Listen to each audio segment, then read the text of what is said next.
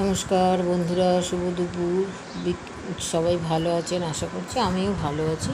আমি আজকে একটা খুবই সহজ এবং সামান্য জিনিসেই ঘরে সবই থাকে, যেমন পোস্ত, পটল, নুন, হলুদ এবং সামান্য ঝাল লঙ্কার গুঁড়ো আর কাঁচা লঙ্কা তো থাকেই। আমি একটা পটল পোস্ত রেসিপি দিচ্ছি, খুবই সুস্বাদু এবং সব। চলুন কীভাবে করছি দেখতে হচ্ছে। আমি প্রথমে পটলকে অল্প গায়ে খোসা রেখে অল্প অল্প করে ছাড়িয়ে দু টুকরো করে নিচ্ছি। এর মধ্যে কিছুটা কাঁচা লঙ্কা দিয়েছি, দিয়ে ধুয়ে পরিষ্কার করে নিয়ে নুন হলুদ মাখিয়ে কড়াইয়ে সরষের তেল দিয়েছি।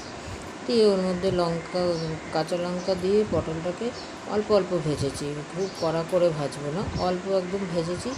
ভেজে একটু গায়ে যখন লাল লাল দাগ হয়েছে, তখন আমি ওর মধ্যে পোস্তটা ঢেলে দিয়েছি। পোস্তর মধ্যে একটু রোজের মশলা যেমন নুন হলুদ আর অল্প একটু ঝাল লঙ্কার গুঁড়ো দিয়েছি। দিয়ে আমি এরকম কড়াইতে নাড়বো, নাড়তে নাড়তে ওই পোস্ত বাটি ধোয়া জল অল্প একটু, সেই জলটা দিয়ে দেবো। যেহেতু পটলটা খুব শক্ত করে ভাজা না, এখানে বেশ নরম করে ভাজা হয়েছে। শক্ত করে ভাজলে ভালো লাগবে না। তারপরে একটা যখন সুন্দর গন্ধ বেরোবে, তখন এরকম কষা কষা করে এবং তেল ছাড়বে, নামিয়ে আপনারা গরম গরম ভাতে পরিবেশন করুন। রুটি দিয়ে খেতেও এটা খুবই সুস্বাদু। আমার বাড়িতে এটা প্রায়ই হয় এবং এটা সুগার পেশেন্ট থাকলে, যেমন যারা আলু পোস্ত না খায়, এই রেসিপিটা খুবই সহজ এবং সুস্বাদু। ঝাল ছাড়া বাচ্চারাও খেতে পারে। করে খেয়ে দেখুন এবং কমেন্টে জানান আমাকে। আশা করছি ভালো লাগবে। দেখা হচ্ছে পরের ভিডিও।